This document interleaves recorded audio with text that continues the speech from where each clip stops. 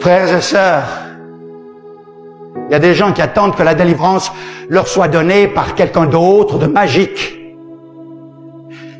Vous pouvez avoir la délivrance vous-même sur vos genoux. Ce n'est pas un homme qui va vous donner la délivrance. Ce n'est pas Jacques Verneau. Ce n'est pas un pseudo-prophète ou apôtre ou que sais-je, ou un homme ou une femme revêtu d'une puissance particulière. La puissance, tu l'as en toi. La puissance du Saint-Esprit, il te l'a donnée. Alors, pleure devant Dieu, crie devant Dieu, agonise devant Dieu. Dis à Dieu, je n'arrive plus, je n'arrive plus. Pleure. Dis à Dieu, Seigneur, enlève-moi, prends-moi, tue-moi comme tu veux. Mais je n'arrive plus. Tu dois faire quelque chose. Il le fera. Il le fera. Car il te délivrera. Cet homme qui, soi-disant, a un don de délivrance pour toi, ne sais-tu pas que lui aussi a besoin de délivrance? Amen. Il était esclave du péché comme toi. Arrête de regarder aux hommes. Regarde à celui qui a payé le prix de ta rançon. Regarde à celui qui a donné sa vie sur la croix. Regarde à celui qui a payé pour toi. Lui te délivrera. Il te délivrera de l'alcool. Il te délivrera de la débauche. Il te délivrera des féticheurs et des puissances sataniques. Il te délivrera de toutes ces choses-là. Tu es faible, c'est vrai. Alors dis-le à Dieu. Il mettra en toi une force. Le Saint-Esprit survenant sur vous.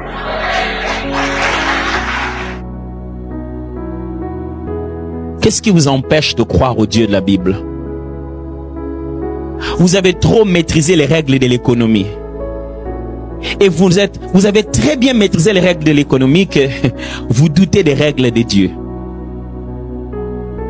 Une grande maîtrise de ce que nous connaissons, des fois crée en nous un doute de ce que nous ignorons. Personne n'aime aller s'aventurer dans des territoires qu'ils ignorent. Mais si vous venez à l'église et que vous lisez la Bible, sans être capable de croire qu'il existe au-delà de ce que vous savez, ça sert à rien. Si vous êtes assis ici, mes frères et sœurs, et vous n'êtes pas capable de vous dire qu'il existe certainement une règle plus élevée que celle de mes habitudes, qui va gérer ma situation, la contrôler, ça sert à rien.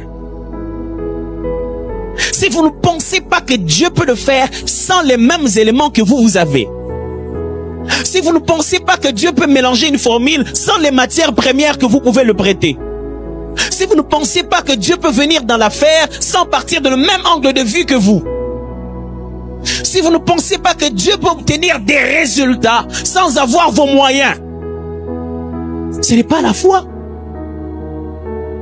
Ce n'est pas marcher par Christ. Ce n'est pas marcher selon l'esprit. Marcher selon l'esprit, c'est croire qu'il existe des règles qui font que l'eau respecte la présence de Christ et se solidifie momentanément pour cela. Je vais bien clarifier ça. Quand Dieu occupe un espace, il impose sa présence. Oh, gloire à Dieu. Oh, gloire à Dieu. Oh, gloire à Dieu. Gloire à Dieu. Si vous ne le savez pas, Dieu est avec vous. Dieu est avec vous. Si Dieu est avec vous, il impose à votre situation le poids de sa présence. Ésaïe se dit, il était là et moi je ne le savais pas. Frères et sœurs, Dieu est avec vous, vous ne le saviez pas. Mais c'est seulement votre système. Vous êtes trop habitué à lui que vous n'arrivez pas à le voir comme il est réellement. Vous avez tellement d'années dans la foi que vous n'êtes plus défiés. Vous avez tellement maîtrisé les systèmes que Dieu est quelque chose de manipulable. Je connais comment il fonctionne. Je sais ce qu'il fait d'habitude. Oh, la véritable foi commence quand vous êtes suffisamment fou, capable de vous dire tout ce que je savais ne vaut rien. Je veux tout apprendre à partir de maintenant. Philadelphie, je me vous dire, oubliez les 8 ans et les 8 mois. Ça n'a rien à voir avec les choses que Dieu est sur le point de faire maintenant. Si tu peux voir maintenant, quand les gens vont courir pour avoir demain, toi tu en auras déjà eu ici aujourd'hui. Écoutez-moi, la vision te donne une possession présente de l'avenir. Ok. La vision te permet de posséder aujourd'hui ton avenir. Quand les autres entrent dans leur avenir pour aller essayer de la conquérir, toi tu entres dans ton avenir avec ton avenir en main. Qu'est-ce que tu vois? Si tout ce que tu vois, tu peux le faire, ça s'appelle pas une vision. Une vision nous dépasse. Si tout ce que tu vois, tu peux pas le faire, alors là, ça s'appelle une vision. Alors là, tu as besoin de Dieu. Si tu peux voir quelque chose, tu vas faire toi-même après 2 ou 3 mouvements. Si tu veux voir quelque chose, tu peux faire sans être la main de qui que ce soit. C'est pas suffisant. J'ai toujours l'habitude de dire, si tu peux accomplir ta vision aujourd'hui, c'est que tu dors encore. Ouais, c'est seulement quand on dort qu'on accomplit son rêve les mêmes jours. Vous voyez, dans les rêves, on saute, on plane comme Superman, ça arrive que dans le rêve. Mais dans la vraie vie, la vision ne s'accomplit pas le même jour. On souffre pour ça. Mais il faut accepter de voir. Des fois, on voit l'avenir et le présent nous dit le contraire. Résiste.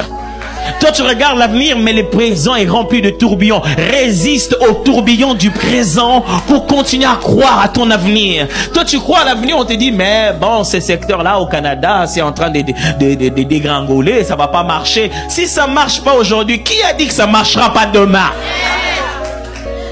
Je préfère servir un Dieu qui ne dépend pas du mouvement de la bourse, qui peut me garantir l'avenir. Il me dit, t'en fais pas de ce qui se passe maintenant. Quand ça aura changé là-bas, tu seras bien positionné. Je vous en supplie, quelle est votre vision? Donnez aux enfants de vos enfants un endroit pour en être fiers. Donnez-leur des raisons de dire, nos parents avaient Dieu. Oui, ça c'est une responsabilité. Vous savez, moi j'ai grandi dans un milieu tout le temps où les gens nous rappellent, ah vos parents ils avaient des fétiches, j'ai des... Ok, c'est bien. Est-ce qu'on peut arrêter cette affaire? Moi je sers le Seigneur. Mes enfants diront demain, mon père avait Dieu. Nous sommes tous nés de nouveau, nous qui avons cru. Et quand un homme est né de nouveau, il est une nouvelle créature. Que dit la Bible? Les choses anciennes sont passées, voici, toutes choses sont devenues nouvelles. Mais qu'est-ce qu'on nous dit aujourd'hui? Oui, vous êtes nés de nouveau, mais vous êtes encore liés. Vous êtes nés de nouveau, mais vous êtes encore possédés. Vous êtes nés de nouveau, mais les liens des parents sont sur vous. Vous devez être délivrés. Mais de quelle délivrance parlez-vous? Si un homme est véritablement né de nouveau, il est né libre et délivré. Par la puissance de Jésus-Christ. Délié des puissances des ténèbres. Délié. Il peut y avoir des mauvaises habitudes de la vie du passé qui doivent être vaincues, mais le Seigneur vous rendra vainqueur. Car il vous a déjà délivré. C'est la chair qui doit être crucifiée au bois de la croix. Faites mourir votre chair. Il en est de même pour le baptême du Saint-Esprit. Et le parler en d'autres langues, selon l'analogie de l'esprit. Certains ont fait du parler en d'autres langues le centre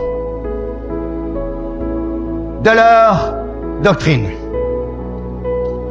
Leur cheval de bataille, si je puis dire. Et ils ont négligé le fruit de l'esprit. On a oublié le fruit de l'esprit. L'amour, la joie, la paix, la patience, la bonté, la bénignité, la fidélité, la tempérance. On parle en langue, mais on n'a pas d'amour pour son prochain. On n'a pas d'amour pour le frère. On critique tout le monde. On parle en langue, mais on abuse sur combien de choses? Pas de patience, rien. Rien. Plein d'orgueil. Moi je parle en langue, écoutez-moi, blablabla.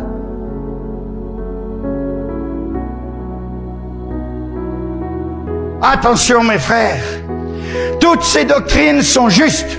Le parler en langue, le baptême du Saint-Esprit sont justes. Elles sont bibliques pour nous aujourd'hui. Mais quand nous en faisons notre exclusivité, notre spécialité, notre doctrine centrale, notre priorité doctrinaire, nous égarons. Entendez-vous, pentecôtistes? Dieu est riche de quoi? Il est riche de toute sa création. Il est riche des cœurs et des pensées.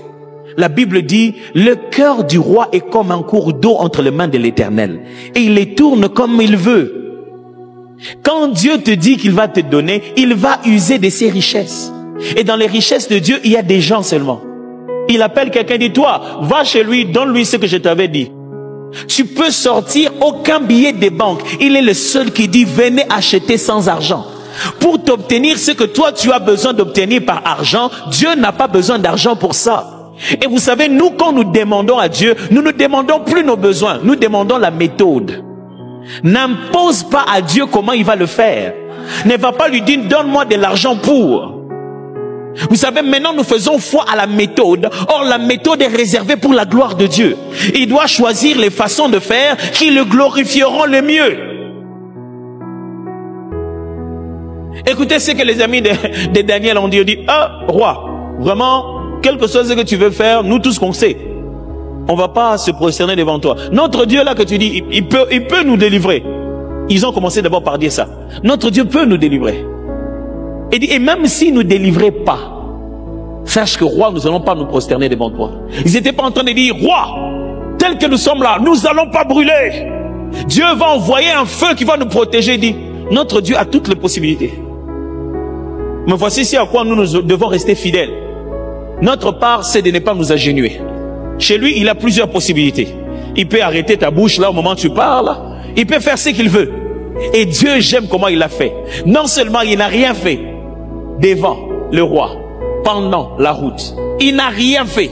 Il y a des moments où Dieu n'agit que quand tu es à l'intérieur du feu. Et toi, tu priais pour ne pas entrer dans le feu. Toi, tu passes tout ton temps de prière. Dieu, que je n'entre pas dans le feu. Pendant que lui, il est là en train de dire, je t'attends ici dans le feu. Oh Père, que je n'entre pas dans le feu. Je t'attends ici dans le feu. Quand tu jettes dans le feu, tu entres avec tristesse. Seigneur, comment tu m'as pas protégé? Mais non, moi j'étais dans le feu. Regarde bien dans le feu. Est-ce que tu brûles?